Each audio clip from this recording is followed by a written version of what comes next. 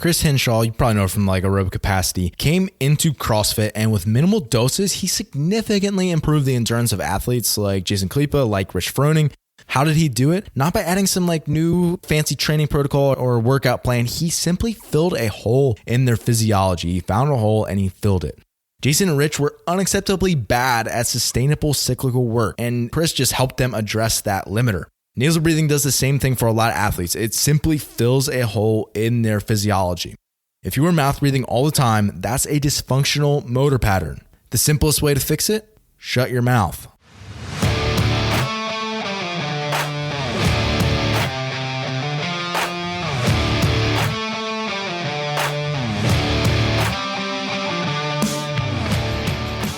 The Fitness Movement is brought to you by Zor Fitness. We offer coaching and individualized program design, as well as educational content for coaches and athletes. It's all one place, zorfitness.com. Starting off today, reading an excerpt from my book, Breathwork for the Sport of Fitness. And this is going to be available at zorfitness.com/store, or I'll put it on the show notes. And the show notes will always be zorfitness.com/podcast/ in this case 004, the number of the podcast, and it's always going to be written as a 3-digit number. So in this case, again, it'll be zorfitness.com/podcast/004. You can find it there as well. So let's get into it. This is a quote from my book.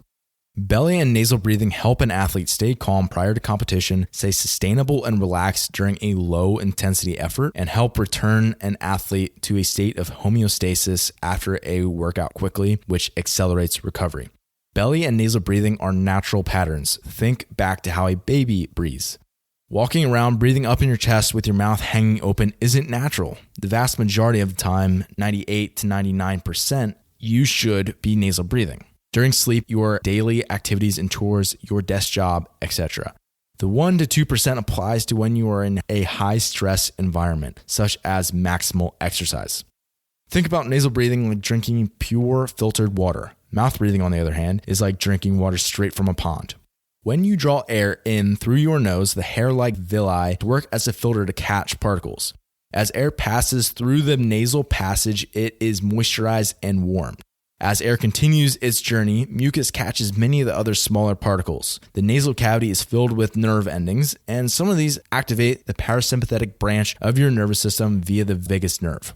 As part of this reaction, capillaries in the peripheral tissue dilate, allowing more blood to reach limbs and increases the body's ability to lose heat through radiation and evaporation. This is aided by nitric oxide produced from the sinuses, which dilates the blood vessels in the alveoli of the lungs. This vasodilation allows an increased oxygen uptake significantly, increasing efficiency of oxygen uptake per breath. However, in terms of maximum ventilation rate, mouth breathing far exceeds nasal breathing. It's like trying to drink out of a fire hose. This is why you will never be able to match your mouth breathing top performance while nasal breathing. The goal isn't maximum capacity while nasal breathing. It's about closing the performance gap between the two. A good example of this, it's like lactate threshold and VO2 max. With respect that the two markers will never be the same, but many benefits come from the distance of that gap being narrowed.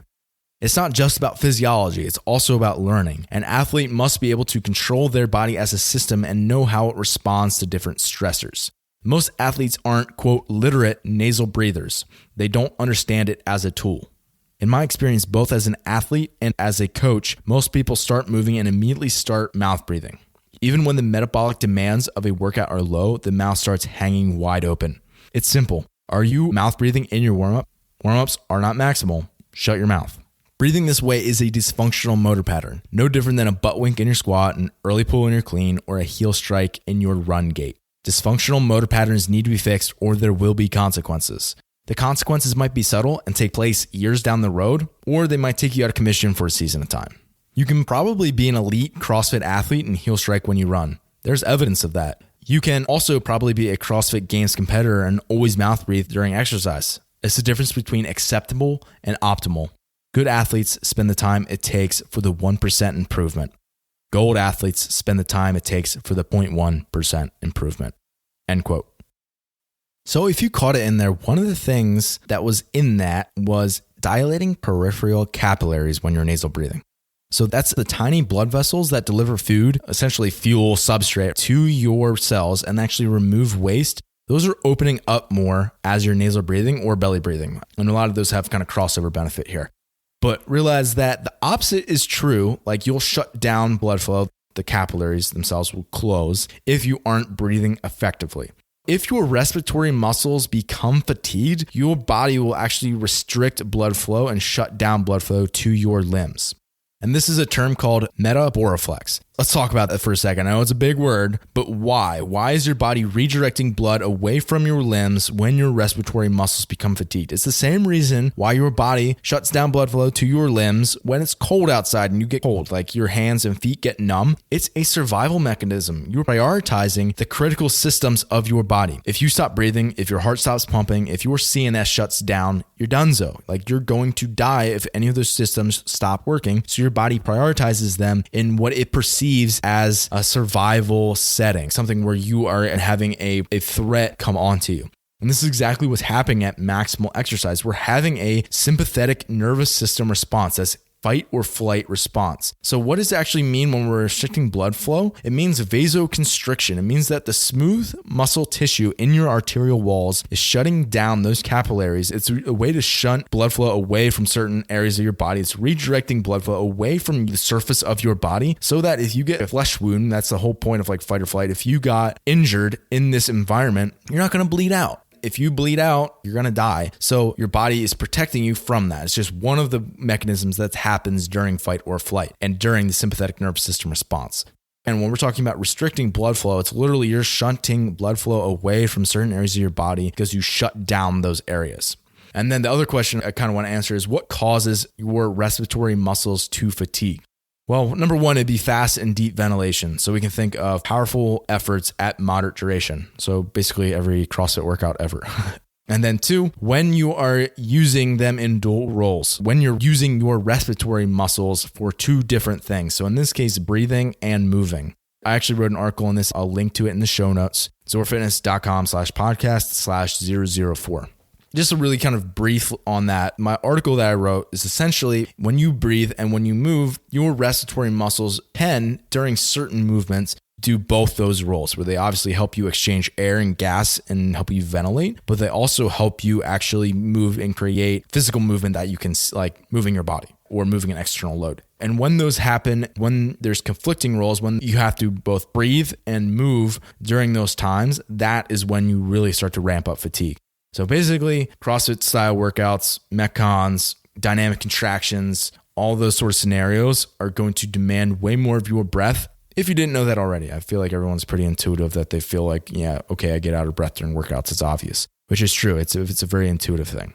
Nasal breathing is just one of your tools to help counter this onslaught that we're getting during this high intensity mixed modal work. And nasal breathing at submaximal exercise helps you to cope with that maximal exercise. And it's not necessarily that you're going to be nasal breathing during maximal exercise, but that your ability to be able to breathe better at submaximal exercise will transfer to better performance at maximal exercise and better sustainability within that. Nasal breathing at that submaximal exercise is going to help you in two different ways. Number one, breathing through your nose is harder than breathing through your mouth.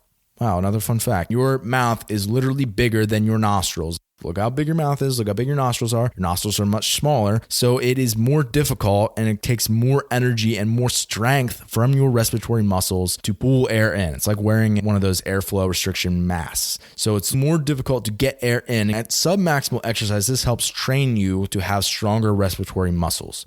And then it also has some other benefits that masks wouldn't have. So for example, nasal breathing helps you learn to control your state. So being more parasympathetic longer, which will increase your ability to, number one, just regulate your energy output, your breathing as a whole, and your quality of movement in the first place, and actually prevent you from having that metaboreflex at all. So let's talk about stress and nasal breathing. I always recommend people to start off nasal breathing in non-stressful training environments with the goal to be to keep the stress low. If you are not in a stressful environment, let's just say you're like rowing at a really slow pace, that's not supposed to be hard. It's not supposed to be stressful. You're just kind of moving. Then the goal of nasal breathing is also to help keep that stress lower. Whereas if you start mouth breathing at that low output, your body's going to perceive that as more of a stressor just because you're breathing with your mouth. And this is the reason why we don't want to be breathing through our mouth in day-to-day activities like walking around, like when you're at the office, when you're sleeping, when you're watching TV, like all those times, you should be breathing through your nose. And the goal is to keep that stress low and to keep parasympathetic. And just so you know, I personally complete and also program some stressful nasal breathing pieces. And the reason why I do this is so that we can increase capacity in these ways, because we only respond pretty well to things that are stressful. If we want you to adapt, we have to present you with a stressor so you have a reason to adapt. So if I want you to get better at nasal breathing, besides just repatterning and learning to do it more often and kind of having that be the default pattern, if I want you to have higher level abilities, then I'm going to have to present you with some stress, and I'm going to have to give you an environment where it challenges your ability to breathe through your nose as you do that. So that's the reason why I give people more stressful nasal breathing pieces. And it doesn't happen all the time. It's more so in off season. It's more so during recovery days. It's more so during easier pieces. But sometimes I'll give them those stressful pieces as well. And that's the reason why, to help them actually increase their capacity to nasal breathe so that they have better options down the road in terms of they have better respiratory muscle strength, they have better sustainability in their workouts.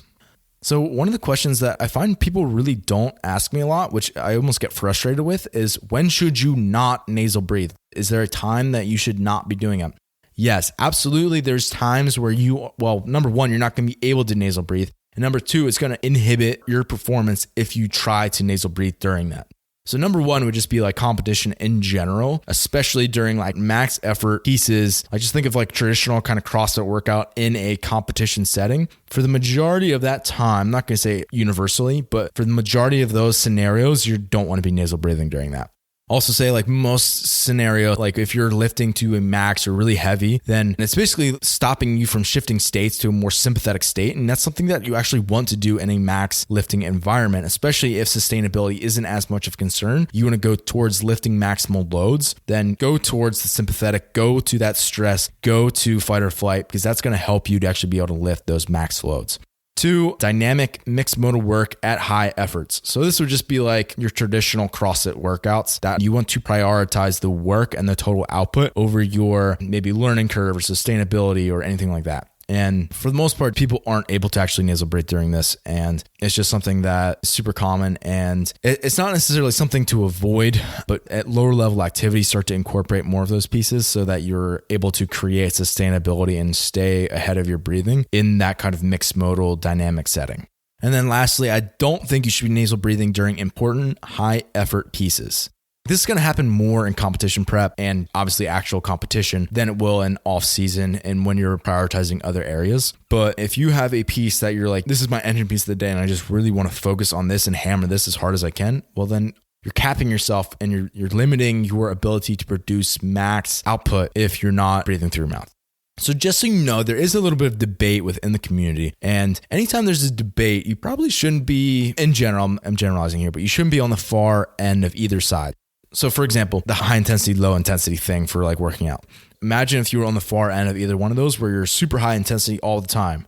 Well, that's a terrible recipe for athletic development as a whole. You're going to be burnt out and just washed up, and probably your fitness is going to go down and you're just going to feel like garbage all the time. Or opposite end of the spectrum, LSD all the time. Yeah, not the drug people, long, slow distance. So like this is like the endurance community coming into it, especially in like the 80s and 90s. The LSD model was super popular.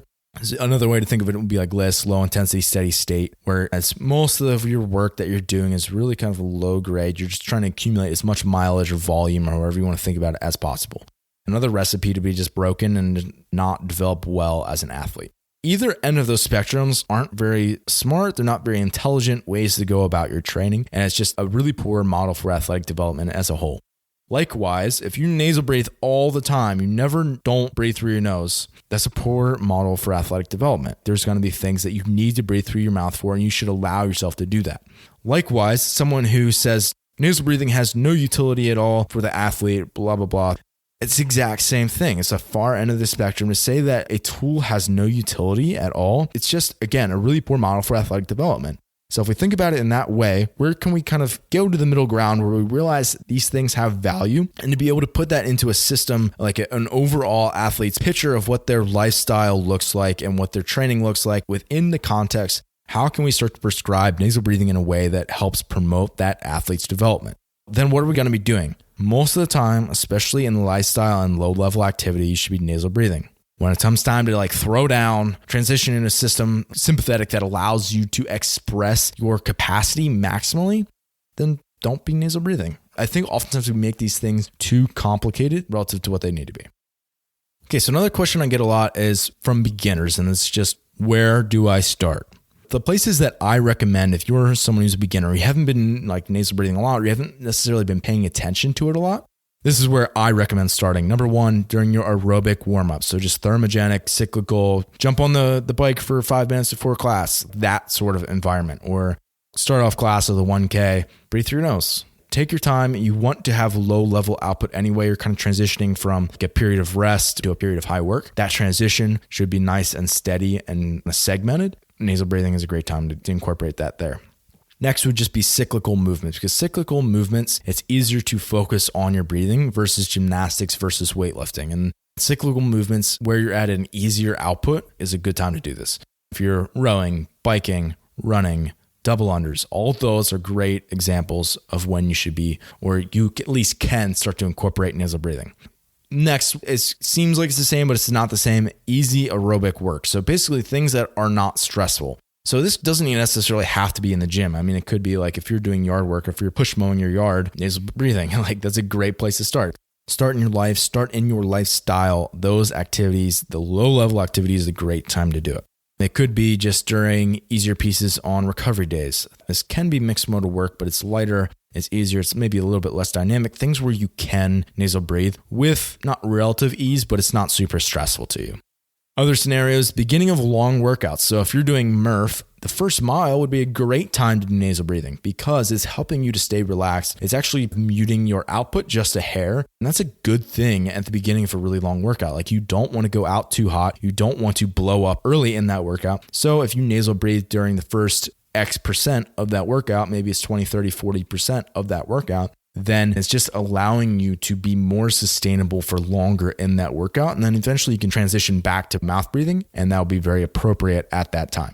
And lastly, another great time is during rest periods between intervals. So the great part about this is it's not going to mute your output, but it does help you shift state. So it helps you get back from that sympathetic state to a parasympathetic rest and digest state. So you just did an assault bike sprint, get off your mouth breathing, that's fine, blow off all that CO2. And then once you can, get back into nasal breathing and do that the rest of your recovery period and recover that breathing. And then once you get back into the next interval, mouth breathe again, then recover back to nasal breathing. It's kind of that cycle between mouth and nasal, but the nasal is during the rest period of that interval. And then the goal of all of these different places that you're going to be starting off doing nasal breathing is to also let these items transfer to your daily activities and your sleep. All the things that you're just doing throughout your day, 99% of it, and unless it's maximal, unless it's super stressful, it should be nasal breathing. So start to pay attention to what you're doing and the mechanics and actual physiology that you have outside of the gym. I'm going to end off today with some mistakes that I see beginners make. Number one, they're doing too intense of work too soon.